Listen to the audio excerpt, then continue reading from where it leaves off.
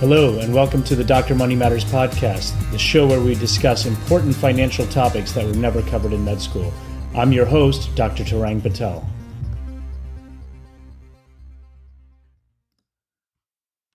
Okay, thanks for joining me on another episode of the Dr. Money Matters podcast. My guest today is Dr. Bonnie Koo, a dermatologist and financial blogger who's helping educate physicians about the essentials in personal finance.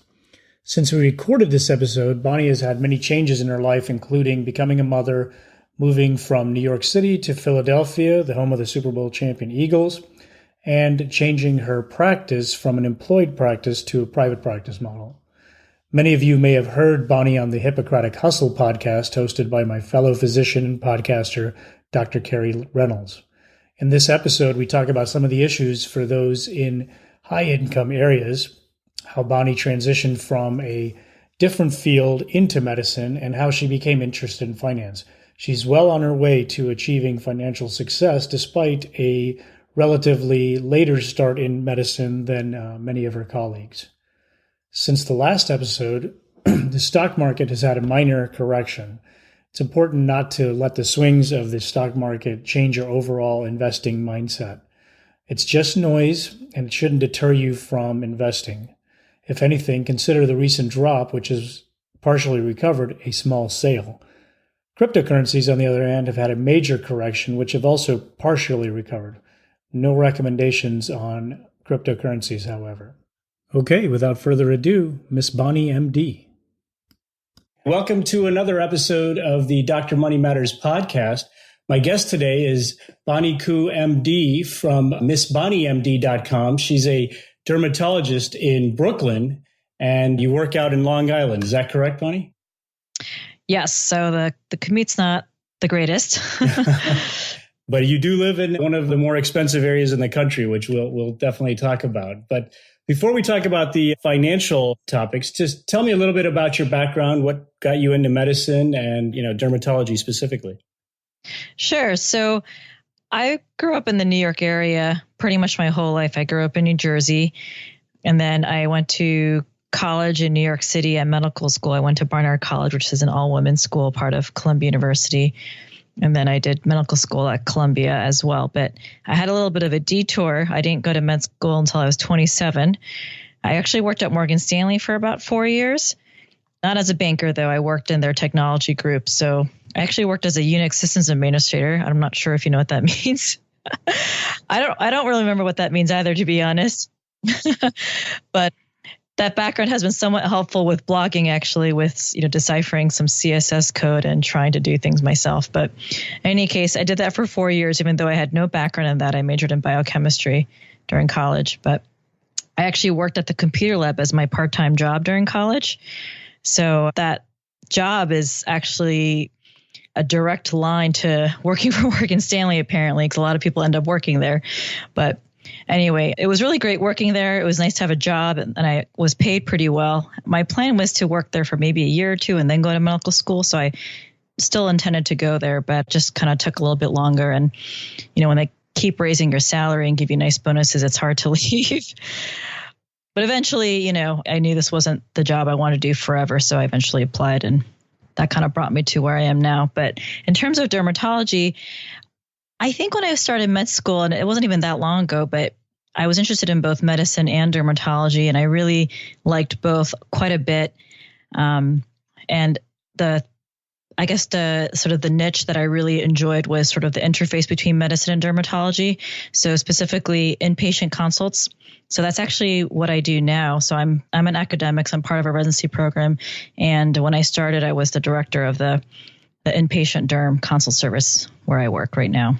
So I do that, but I still mainly see patients in the outpatient setting, but I also see patients in the hospital, which most dermatologists don't do.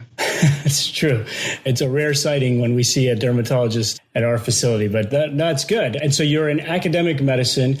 So what then made you interested in the financial aspects and, starting your blog? So I didn't know anything for a very long time. The only thing I knew was I would look at my paycheck literally before I wanted to spend money. And if there was money in there, I'm like, oh, I could spend it. That's literally how I conducted myself, which was not good, obviously.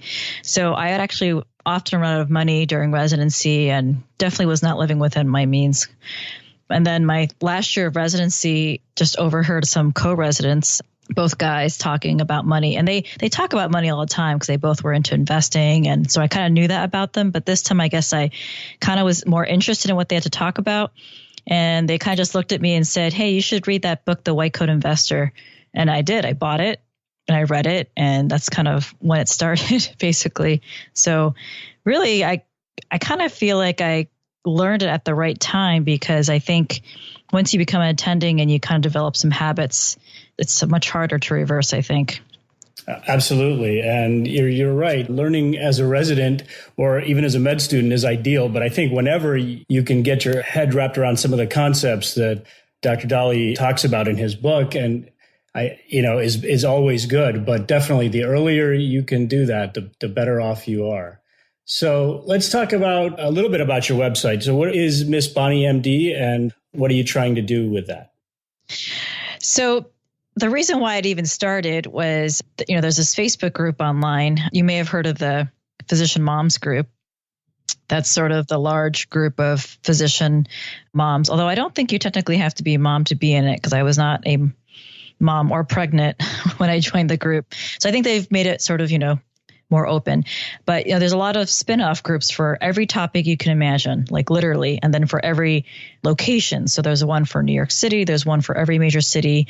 So it's a great way to network. But there's one for personal finance. And I think sort of as I got into another dermatologist friend who was in the group, she's like, oh, I should add you to this group. So she added me, and then I sort of noticed that I had a certain knowledge base, and then I noticed I was sort of answering the same question over and over again and writing out the same thing. I think that's kind of how Jim got started, actually. So, and then I had a few friends said, you really should start a blog. The only people out there are men. And so that's kind of how it got started. But I didn't really it's not like I had a vision in mind when I started. I just, had some things to say and some topics. And so that's kind of how it started. And then I kind of like Jim, you basically write about what what pertains to you. So that's kind of how I started. And so as you've been working on this blog and talking to your colleagues, other female physicians on the Facebook group, what are some of the common issues that you're seeing? I think the same things that come up for the non-female men, basically, life insurance, disability insurance. I think there's a lot of they're not topics that are easy to understand. I'll be honest, when I was a resident, I did hear about disability insurance a lot, actually. There was one resident a few years ahead of me had it. And so she actually would organize these little dinners with her disability insurance agent. And I went to them because it was free food. You know how it is as a resident. But I honestly had no idea what it was. It sounded like a scam to me at the time, because I remember hearing about how much it would cost me. And when as a resident, like anything over $100 a month is like, what? I'm not paying that. So, I just kind of ignored it.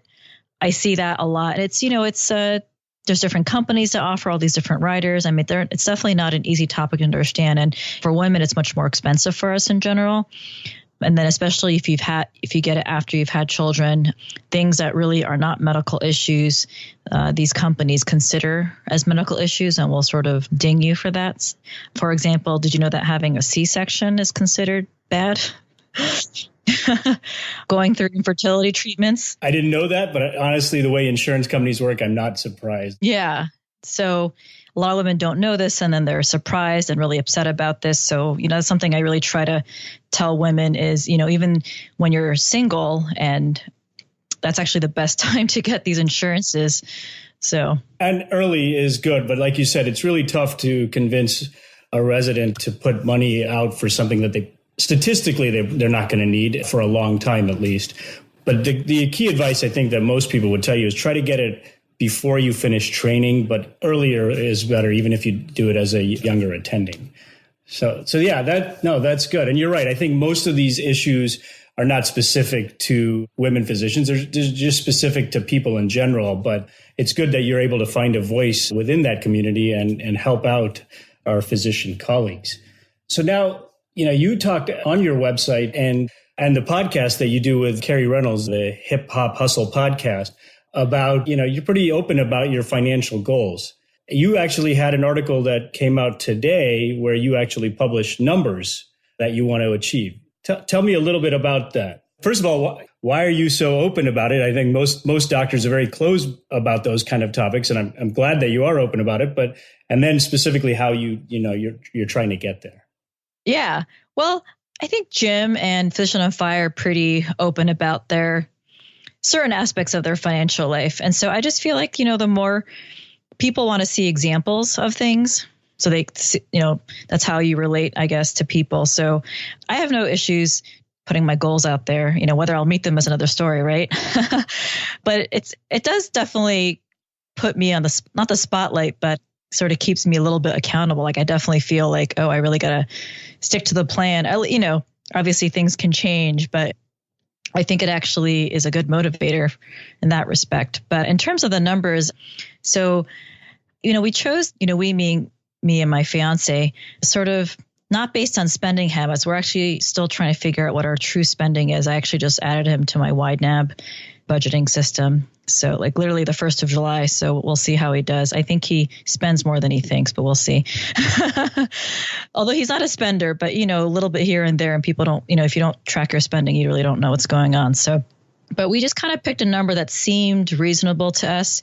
So I think our financial independence number we picked is 5 million. So that would give us approximately 200 grand a year of income. That's before being taxed, obviously. So I think that's a lot more than we would need. But I guess, we're hoping to still be physically active and mentally sound when we retire.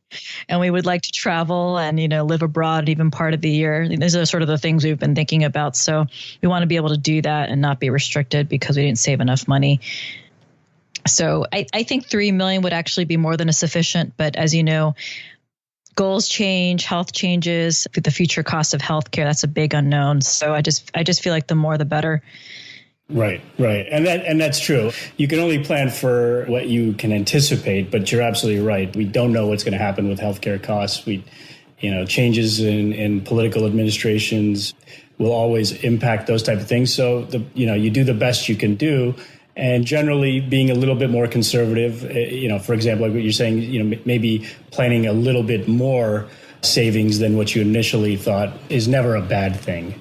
But that being said, it seems like a really tough number, especially when you're a young resident or just getting out and you have all these student loans and things like that. So to get to this number, whether you talk about the 3 million, the 5 million, what kind of savings rate do you think that you have to do that? And is it really impacting your lifestyle currently? Oh, that's a great question. I mean, so obviously we didn't pull these numbers out of a hat in terms of, are we going to reach them in X amount of years? We sort of did some planning. So we actually have a financial advisor. So she confirmed that we would meet these numbers at these times.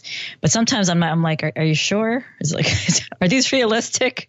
But, I do trust her. So, but I had figured that out on my own too, just using simple compound interest calculators and how much money we were putting away, that it was feasible. But between the two of us, we actually have a lot of tax advantage retirement space, something to the order of $80,000 or $90,000 a year. That's before we even have to contribute to a taxable account. So that's a pretty large amount. And that's mainly because I have a 403B, a 457B through my hospital system. They actually have a generous contribution. It ends up something like $20,000 a year. There's some cash pension plan that they completely fund that I don't contribute to. It's not a lot, but I'll take it. It's free money, right? We both do, backdoor Roth IRAs, and he has a 403B through his work. So, and he is not a physician, and he had been working for some time, so he had some money already saved in his accounts as well. But we plan to continue to save pretty, so our goal is to basically max out all these accounts before paying off debt, which is basically my student loans and I guess his mortgage. And so when you talk about this number, is that assuming that at that point your mortgage and everything else, your loans will be paid off? Is that what you're saying? And then you hit this number? Are you talking about the 5 million? Yeah, I'm just trying to figure out because, it is, you're still going to be So on your website, you talk about 5 million by the time 2031. You're going to be 54. So you're not at the general retirement age. So if you start withdrawing from taxable accounts at that point, you're going to be paying additional penalties and stuff like that. So, I'm just trying to grasp your thought process a little. Oh, yeah, sure. So I actually just did some number crunching with my loans, and they should be paid off by the end of 2020, although it might go another year. So that's, I have about $150,000 left at this point, and they're both refinanced. I could have taken advantage of public service loan forgiveness, but I totally missed that boat. I would have had like 2 or 3 years left at this point, but it's all right, Right. Well, a lot of people, I know that in my residency group, I think the majority of us didn't even know about this type of thing, so yeah, you're, the people that get it, well, that, good. I'm happy for them, but most people have probably not qualified or at least extended their window. So you're part of the majority on that. Yeah. So but my loans are refinanced to very low, very good rates. One of them's actually fixed at 2.25%. So I'm not too upset about that. So they're kind of on autopilot, and I basically, pay whatever the required monthly amount is. Plus the way I'm paid is I'm paid a base salary and a bonus, and I pretty much pretend I don't get a bonus because it is variable. So I just throw most of the bonus at the debt.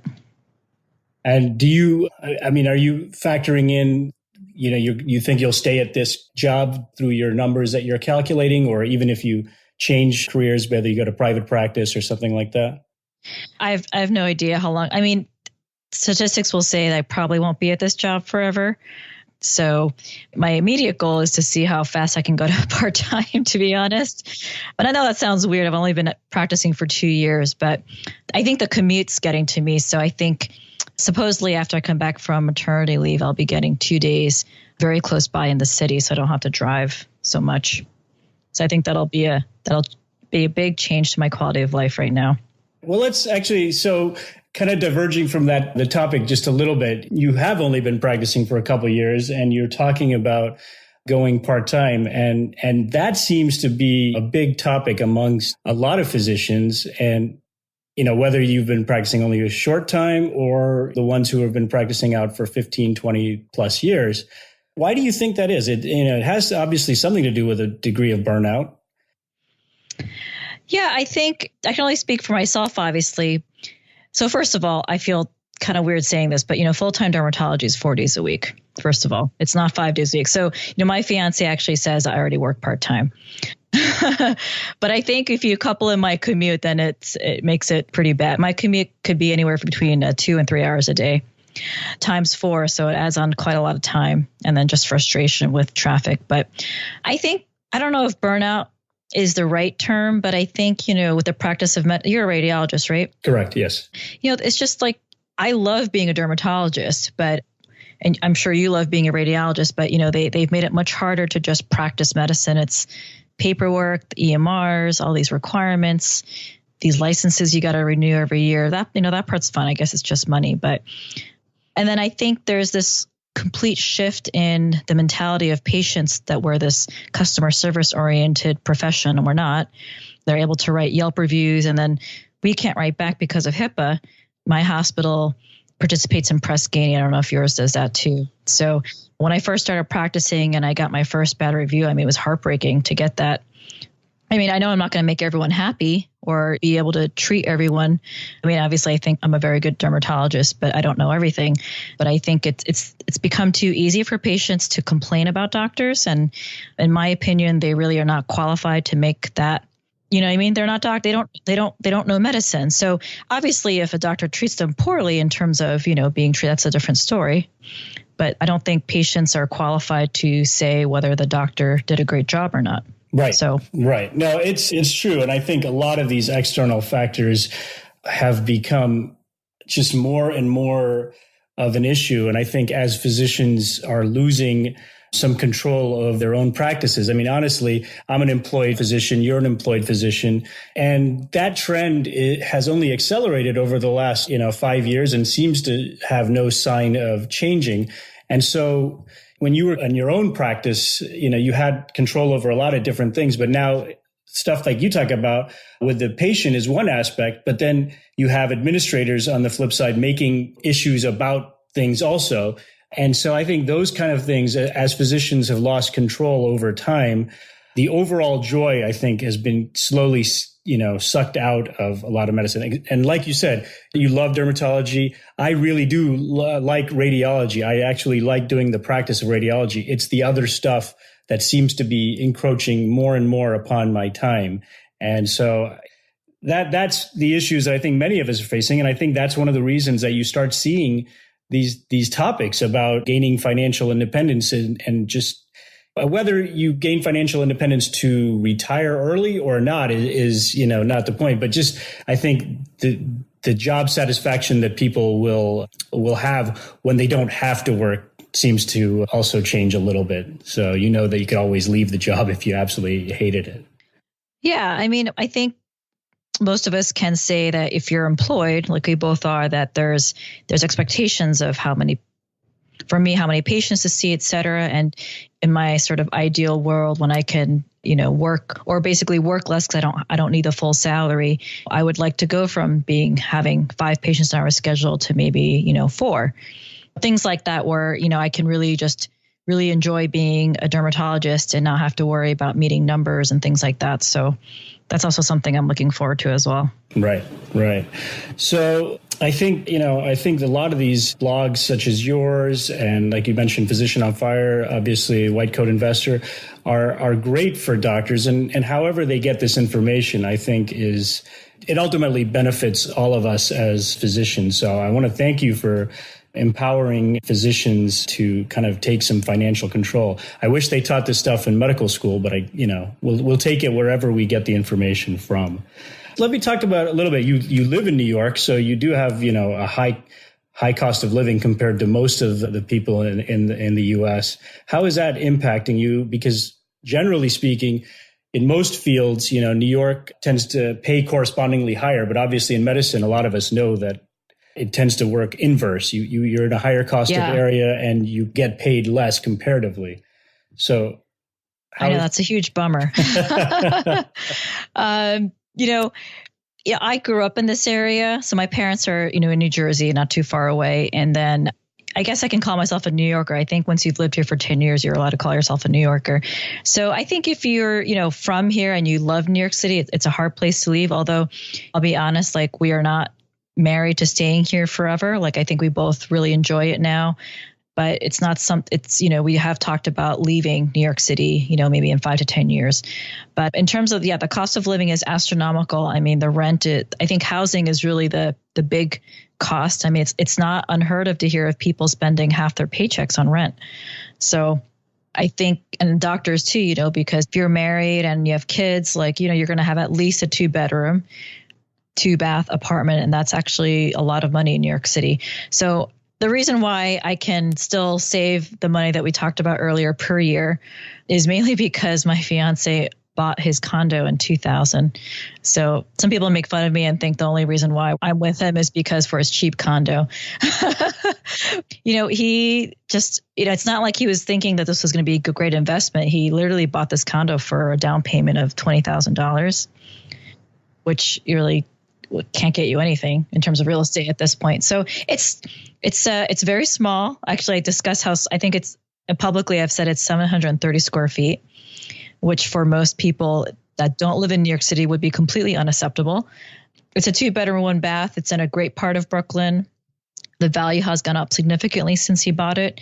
And the mortgage is ridiculously low. It's so low that you can barely even rent a room for that price. Let's just put it that way. So that obviously helps. I know that's definitely true. I when we were talking a little bit earlier, I did my residency in New York, and one of the positives of the program had subsidized housing. And, that's huge. Whenever we had residents come by, or medical students come by for interviews, we'd show them the department and stuff. But ultimately what sold everyone on coming to our program was, it was a good program, but it was also like, they'd always say, "Can we see you guys' apartments?" Yeah.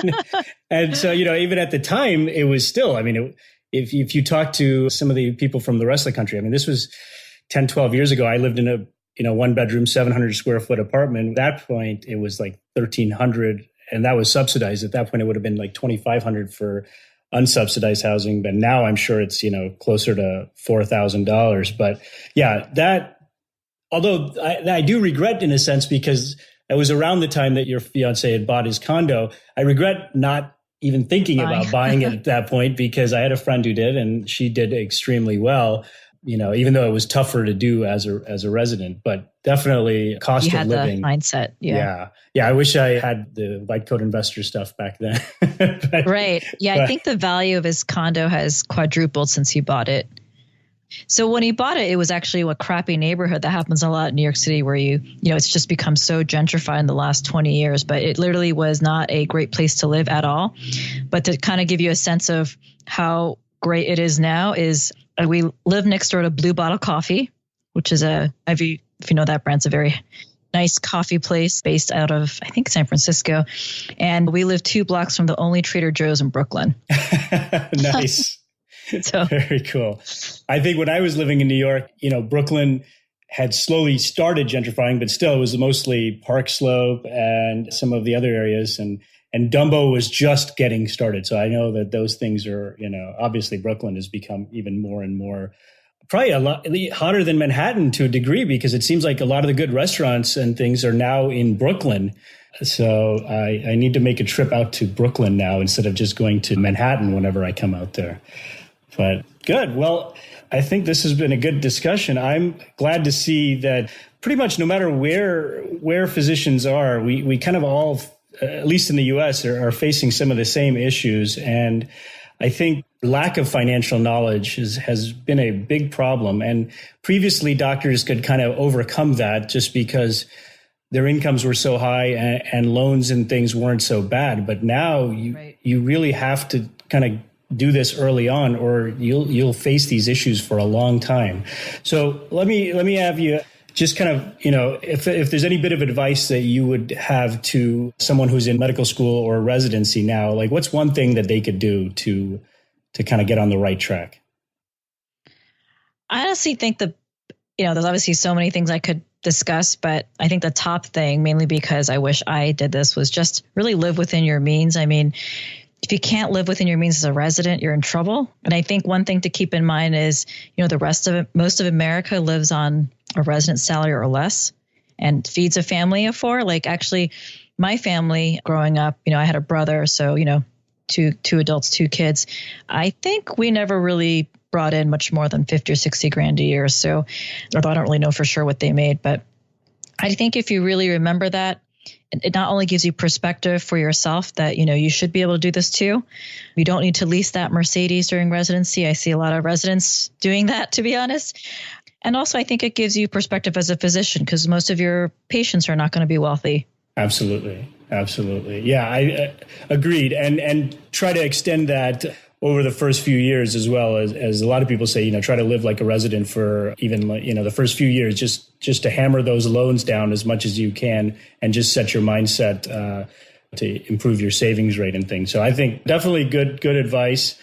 It's tough to do because a lot of us have been delayed gratification for a long time going to medical school, all the long years of training. So it's a tough thing to do, but it is very important. So I think that's really good. And I want to encourage people to, visit your website. It's missbonniemd.com. And again, you can listen to Bonnie on the Hip Hop Hustle podcast. You come out a few times a month. Is that right? Yeah, we're aiming for twice a month at this point. As you know, as a podcaster yourself, it's difficult to coordinate, especially across time zones. I think we're across a few time zones. She's 2 hours behind me, and she has a daughter and obviously a husband, and, just to coordinate with schedules and not my fiance starting to feel left out with all this all the time I spend on this. Yeah. So no, it's true, but it's well worth your listen. And I think, just the more we can kind of become aware of these topics, the better off we all will be. Well, thank you, Dr. Koo, for participating in the Dr. Money Matters podcast. And we look forward to seeing what's new with your blog and learning and kind of checking in with you down the line as you pursue financial independence. Thanks so much for having me. I want to thank my guest, Bonnie Koo, MD, for appearing on the show, and thank her for contributing to the increased awareness of financial matters facing all physicians. I encourage you to check out her blog at www.missbonniemd.com and listen for her appearances on the Hippocratic Hustle podcast as well. I want to thank you for continuing to subscribe to this podcast. And if you haven't done so, please leave a positive review on iTunes, Stitcher, Spotify, wherever you receive your podcasts from. And continue to share it with your colleagues and anyone you think would benefit from these type of discussions. I also encourage you to join our Dr. Money Matters Facebook group, where we have discussions amongst the other members about different financial topics. And also you can follow me on Twitter at Dr. Money Matters. More episodes are coming soon, so please continue to subscribe to this show.